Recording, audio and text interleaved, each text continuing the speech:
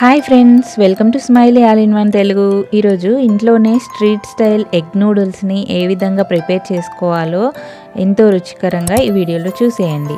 ముందుగా మనం స్టవ్ వెలిగించుకొని ఒక పెద్ద గిన్నె పెట్టుకొని అందులో సగం వరకు వాటర్ పోసుకొని వేడి చేసుకోవాలి. ఇప్పుడు అందులో 1 టీ స్పూన్ ఆయిల్ వేసి అలాగే కొద్దిగా సాల్ట్ని కూడా వేసుకొని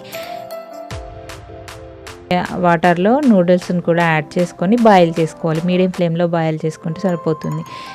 ఒక 2 మినిట్స్ బాయిల్ అయిన తర్వాత ఈ విధంగా ఒక గరిటెతో కలుపుకుంటే మనకు నూడిల్స్ అన్నీ విడివిడిగా అవుతాయి.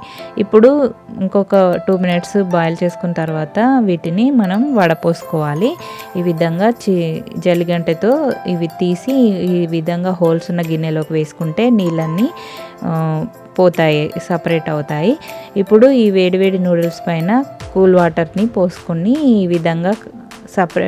విధంగా చేయితో అంటే మనకు నూడిల్స్ అన్నీ సపరేట్ అవుతాయి.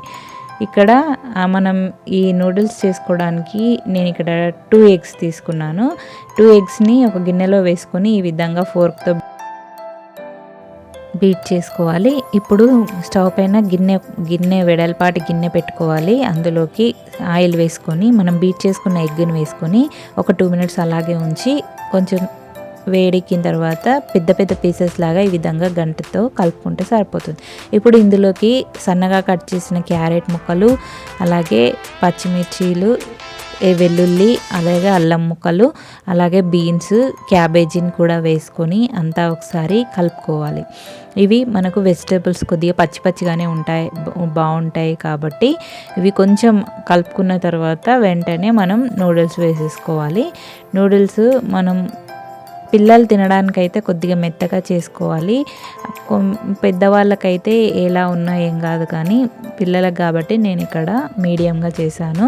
కొంచెం మనకు స్ట్రీట్ స్టైల్ అయితే కొంచెం అట్లా వాటర్లో వేడి నీళ్ళలో వేసి ఇలా తీసేస్తారు కాబట్టి బాగా పొడి పొడిగా వస్తాయి. సో ఇక్కడ నేను ఇందులో వేసేసుకొని మనం ఈ విధంగా అంతా మిక్స్ అయ్యే విధంగా ఒకసారి కలుపుకున్న తర్వాత ఇందులోకి మనం నూడిల్స్ మసాలా, ఇన్స్టంట్ నూడిల్స్ మసాలాని వేస్తున్నాను.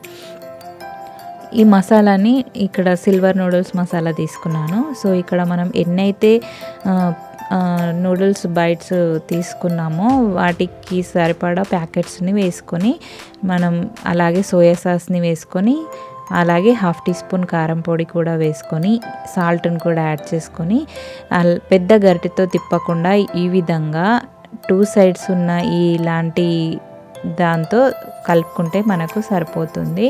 మనం దీన్ని హై ఫ్లేమ్లో చేసుకోవాలి. హై ఫ్లేమ్లో చేసుకుంటేనే మనకు బాగా వస్తుంది.